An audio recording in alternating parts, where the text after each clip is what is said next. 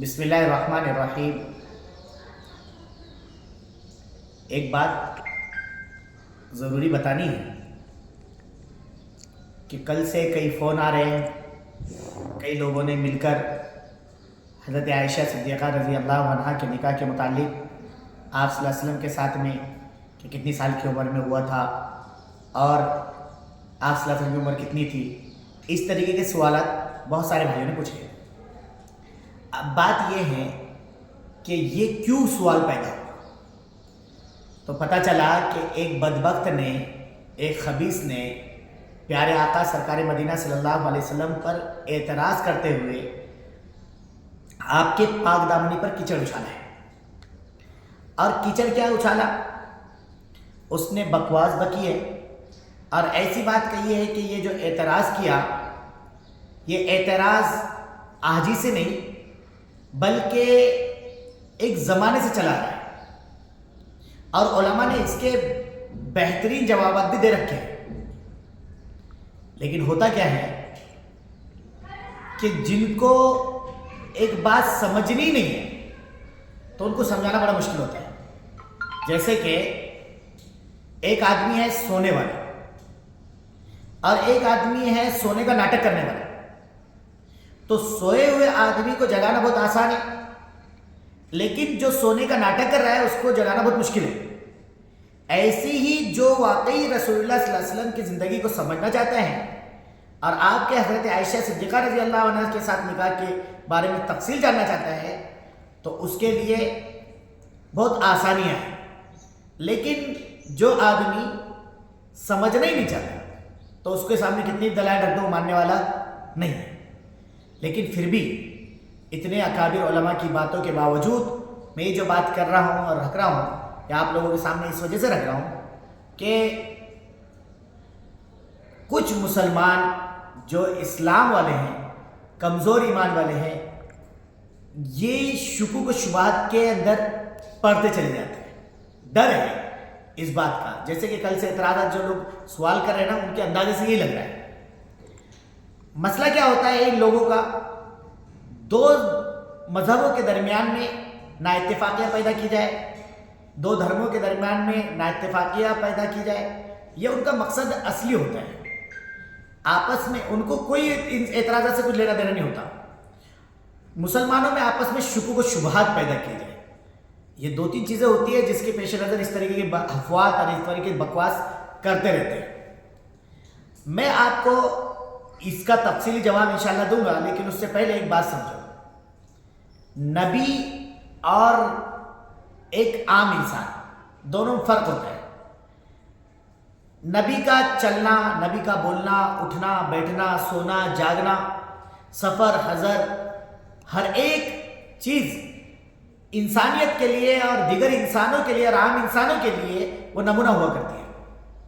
تو نبی کا معاملہ دیگر امت کے افراد سے، انسانوں سے الگ ہوتا ہے۔ ایسی ہی رسول اللہ صلی اللہ علیہ وسلم کا معاملہ ہے، آپ آخری نبی ہیں اور آپ کے بعد کوئی دوبارہ نبی آنے والا نہیں ہے، تو آپ صلی اللہ علیہ وسلم قیامت تک کے لیے نبی ہیں۔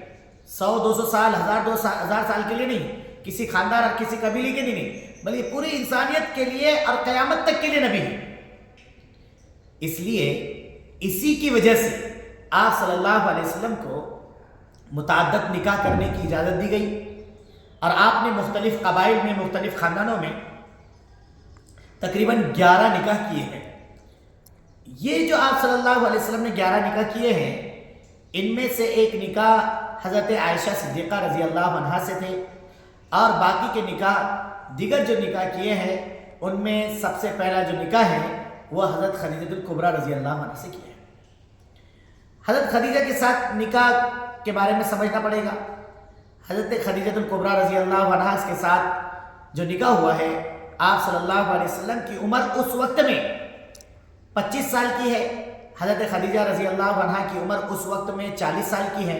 آپ صلی اللہ علیہ وسلم نے 15 سال بڑی عمر والی عورت سے آپ نے نکاح کیا، 15 سال جو عمر میں بڑی ہے اس سے آپ نے نکاح کیا۔ اور پھر ایک بات یہاں پر سمجھنے کی کہ آپ صلی اللہ علیہ وسلم نے جب تک کہ حضرت خدیجہ الکبریٰ رضی اللہ عنہا حیات رہی، زندہ رہی، اس وقت تک کوئی دوسرا نکاح نہیں کیا۔ اب یہاں 3 باتیں سمجھیں. آپ نے 11 شادیاں کی، جن میں سے پہلا نکاح حضرت خدیجہ سے کیا جو آپ صلی اللہ علیہ وسلم سے 15 سال بڑی ہے. دوسری بات، آپ صلی اللہ علیہ وسلم نے جو 11 نکاح کیے ان میں سے صرف 1 کنواری ہے، باقی 10 یا تو بیوہ ہے یا مطلقہ ہے، طلاق یافتہ ہے. اور تیسری بات، آپ صلی اللہ علیہ وسلم نے جب تک حضرت خدیجہ حیات رہی اس وقت تک آپ نے دوسرا نکاح نہیں کیا. گویا کہ آپ صلی اللہ علیہ وسلم نے زندگی کے 25 سے 26 سال حضرت خدیجہ الکبریٰ رضی اللہ عنہا کے ساتھ گزارے ہیں. حضرت خدیجہ کے ساتھ 25 سے 26 سال تک آپ صلی اللہ علیہ وسلم رہے ہیں. تب تک کوئی آپ نے نکاح نہیں کیا، نعوذ باللہ من ذالک. لہذا پتہ چلا کہ آپ صلی اللہ علیہ وسلم نے کوئی نکاح خواہشات کی بنیاد پہ نہیں کیا. خواہش پرستی نہیں ہے جیسے کہ بدبخت کہتے ہیں کہ خواہش پرست تھے، نعوذ باللہ من ذالک. اس طریقے کا جو باتیں کہتے ہیں یہ بالکل حفوات اور بکواس ہے. اب یہاں ایک بات اور سمجھو کہ آپ صلی اللہ علیہ وسلم نے یہ 3 باتیں جب سمجھ میں آ گئی، ایک تو 15 سال بڑی عورت سے نکاح، دوسرا آپ صلی اللہ علیہ وسلم کا بیوہ یا مطلقہ سے نکاح کرنا ایک کے علاوہ، اور تیسرا جب تک حضرت خدیجہ رضی اللہ عنہا حیات رہی آپ نے کوئی نکاح نہیں کیا. یہ 3 باتیں اگر سمجھ میں آ جائے تو دشمنان اسلام جو بکواس کرتے ہیں اور جو اعتراضات کرتے ہیں وہ انشاءاللہ وہ غلط فہمیاں لوگوں سے شکوک شبہات نکلتے چلے جائیں گے. اب ان 11 بیویوں میں سے ایک بیوی حضرت عائشہ صدیقہ رضی اللہ عنہا ہے. ان کی عمر صحیح روایت کے مطابق جب آپ صلی اللہ علیہ وسلم سے شادی ہوئی، نکاح ہوا تو 6 سال کی عمر تھی، اور رخصتی ہوئی تو 9 سال کی عمر تھی. یہاں ایک بات سمجھنے کی ہے کہ یہ جو نکاح آپ صلی اللہ علیہ وسلم کا حضرت عائشہ کے ساتھ ہوا، اس نکاح کے اوپر ہونے والے اعتراض کے جوابات بھی میں دیتا ہوں، لیکن اس سے پہلے اس نکاح کے فائدے سمجھیں. فائدہ کیا ہوا؟ 3 بڑے بڑے فائدے گناتا ہوں. نمبر 1 فائدہ یہ ہوا کہ جب آپ حضرت خدیجہ کا انتقال ہو گیا تو حضرت خولہ نے آپ صلی اللہ علیہ وسلم سے کہا کہ یا رسول اللہ آپ نکاح کر لیں. آپ نے کہا کہ کس سے کریں؟ کہا کہ اگر آپ کہیں تو بیوہ بھی ہے اور کہے تو کنواری بھی ہے. کہا بیوہ کون ہے؟ کہا سودا ہے. کنواری کون ہے؟ کہ ابو بکر کی بیٹی عائشہ ہے. کہا ٹھیک ہے، سودا سے نکاح کر لیا. پھر ایک غیبی خبر کے ذریعے سے آپ صلی اللہ علیہ وسلم کو ایک فرشتے نے آ کر ایک ریشم کے کپڑے میں ایک تصویر لے کر آئے جنت سے، اور وہ دکھائی گئی. اس میں حضرت عائشہ کی تصویر تھی. آپ صلی اللہ علیہ وسلم نے حضرت خولہ سے کہا کہ ابو بکر سے آگے بڑھاؤ، ابو بکر سے بات کرو. حضرت خولہ نے حضرت ابو بکر سے بات کی تو حضرت ابو بکر صدیق رضی اللہ عنہ آپ صلی اللہ علیہ وسلم کے منہ بولے بھائی تھے. منہ بولے بھائی. اب منہ بولے بھائی تو حضرت ابو بکر نے کہا رسول اللہ کا حضرت عائشہ کے ساتھ کیسے نکاح ہو سکتا ہے کہ وہ تو بھتیجی ہوئی ان کی. تو آپ صلی اللہ علیہ وسلم نے کے پاس جب یہ اطلاع آئی تو آپ نے کہا بھائی سگے بھائی میں اور منہ بولے بھائی میں فرق ہوتا ہے. منہ بولے بھائی کی بیٹی سے نکاح جائز ہے. حضرت ابو بکر صدیق نے کہا کوئی بات نہیں، نکاح کروا دیا گیا. کس کے ساتھ؟ حضرت عائشہ صدیقہ رضی اللہ عنہا کے ساتھ. تو آپ صلی اللہ علیہ وسلم نے جب حضرت عائشہ سے نکاح کیا تو 3 فائدوں میں سے ایک فائدہ یہ ہوا کہ زمانے جاہلیت میں یہ رسم تھی کہ منہ بولا بھائی سگے بھائی کی طرح ہوتا ہے، اس کا رشتہ اس کے رشتے کی طرح ہوتا ہے، خون کے رشتے کی طرح ہوتا ہے. یہ رواج اور یہ رسم ختم ہوئی. آپ زبانی اگر کہہ دیتے نا لوگوں کو صرف، تو لوگوں کے اوپر اتنا اثر نہیں پڑتا تھا جتنا آپ صلی اللہ علیہ وسلم نے عمل کر کے بتایا اور اس کا اثر پڑا کہ وہ رسم ختم ہو گئی.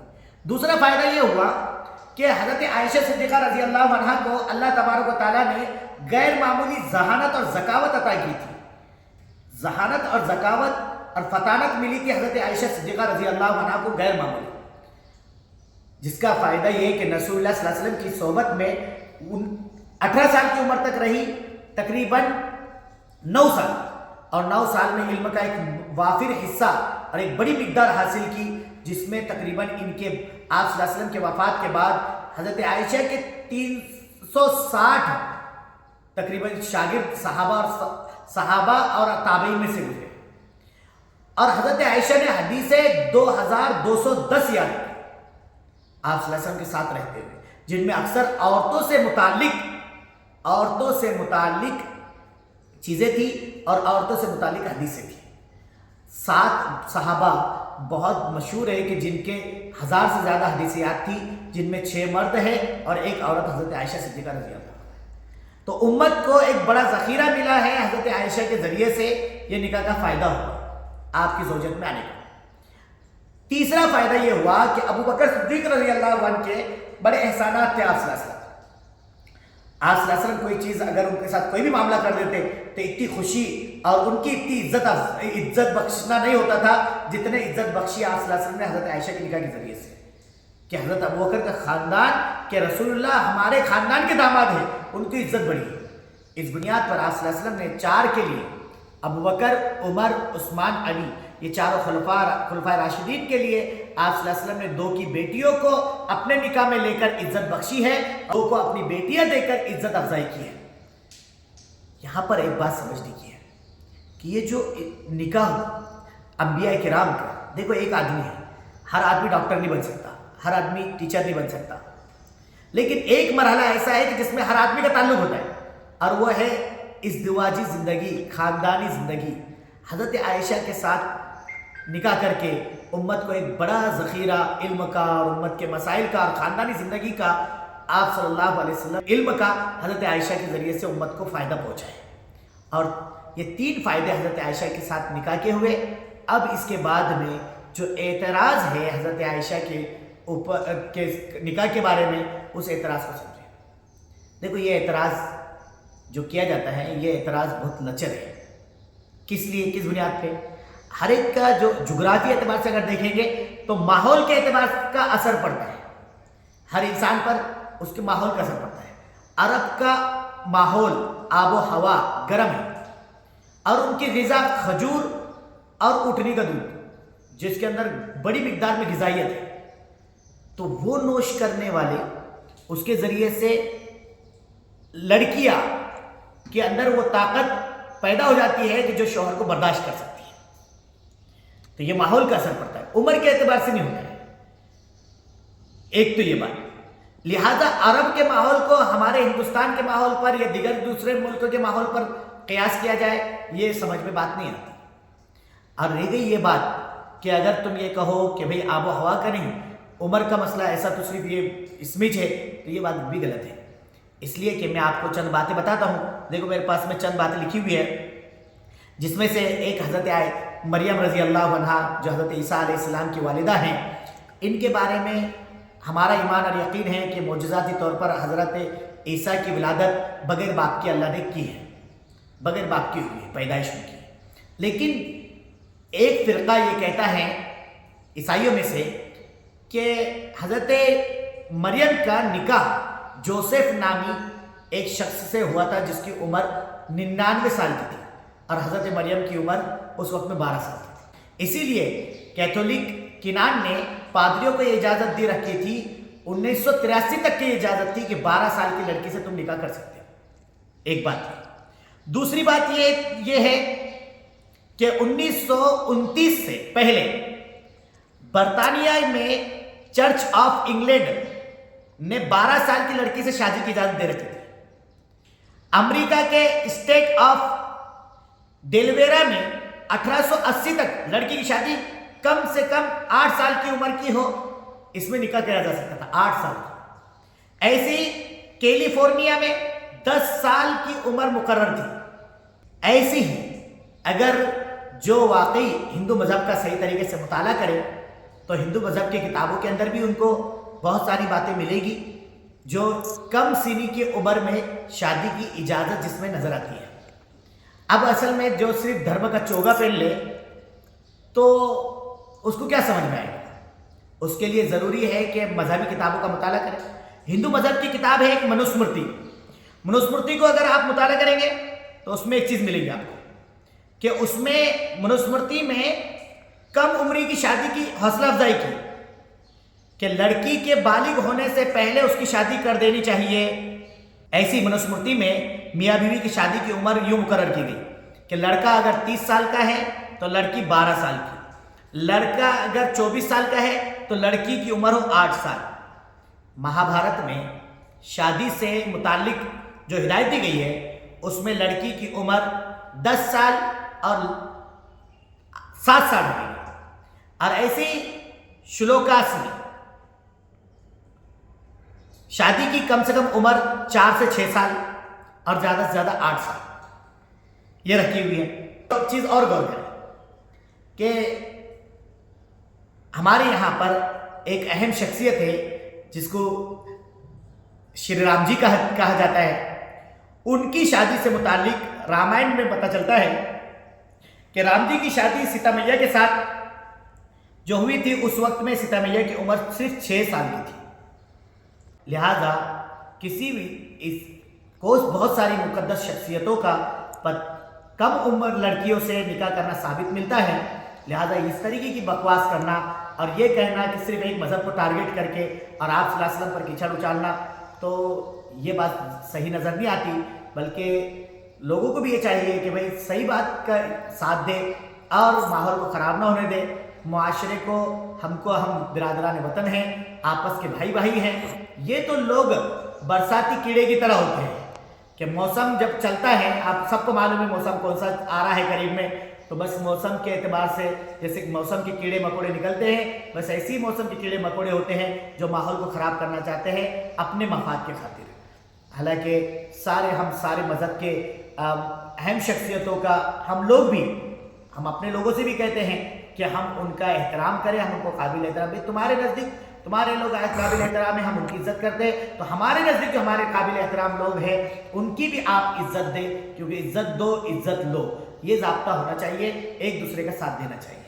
करेंगे भाई, आप लोगों से दरख्वास्त है कि ऐसे माहौल बनाएं। ये लोग शर फैलाने वाले फैलाते रहेंगे, लेकिन अमन शांति का माहौल हमारे इस इंडिया के अंदर, इस भारत के अंदर, इस मुल्क के अंदर रहना चाहिए।